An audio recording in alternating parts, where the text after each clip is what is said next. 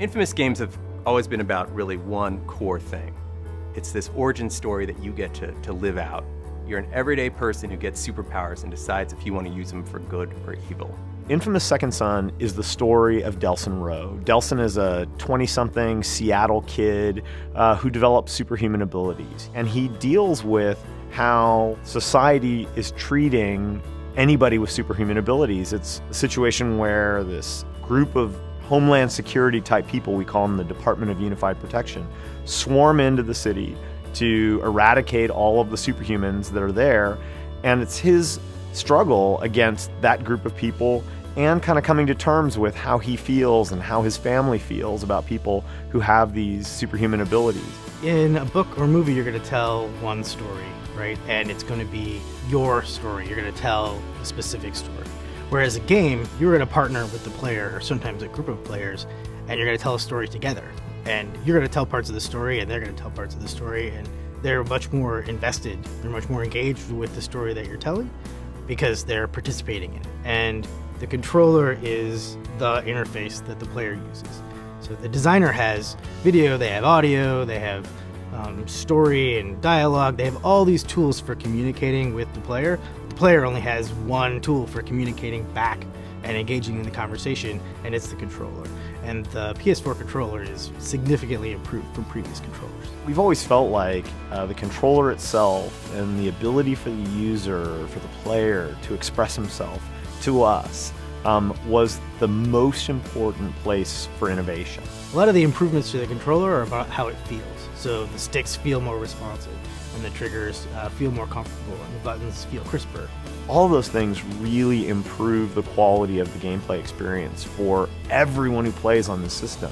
And I think that stuff is so incredibly important. It's kind of the foundation that you build the house on. If you get that wrong, you just can't get anywhere. And so I think it's really, really important what they've done with the controller. But then there's also some exciting new things that give us as game makers a chance to try and give players small but exciting new experiences. And our goal is really to examine that and say, how do we, again, compress the distance between what the player is doing and what's happening in the game? And so the example that I'll give is there's a test that's been created in the infamous Second Son universe to identify people who have the conduit gene, who could develop superhuman abilities. And that test requires a scanning of your finger. And so you have to go up, sort of like going through airport security, but you have to go up and place your finger and get scanned. Normally you would just have the player hit the triangle button or something, right? But with the PlayStation 4, you can actually have the player place their tip of their finger on the pad in exactly the motion that Delson is doing.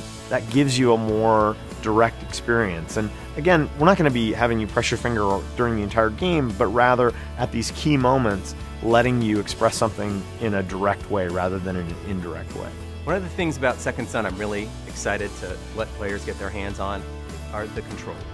We've really streamlined them so that you can use any of your powers whenever you want in all sorts of different circumstances. So people will be comboing the uses of their powers and their moves and their attacks really fluidly. We actually went through and we completely revised the control scheme to make it easier to learn and also kind of more expressive when you're using your powers.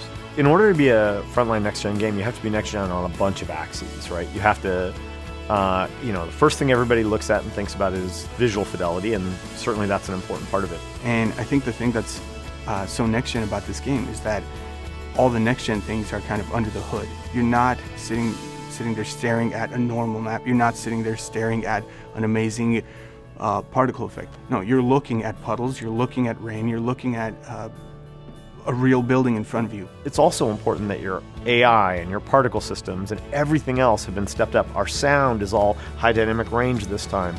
Every single element of the game you have to turn over the rocks, change all of the underlying assumptions and improve them. That's what this business is. You have to step back and you have to look at it and say, hey, we made all these assumptions about how things should work, how things should be built.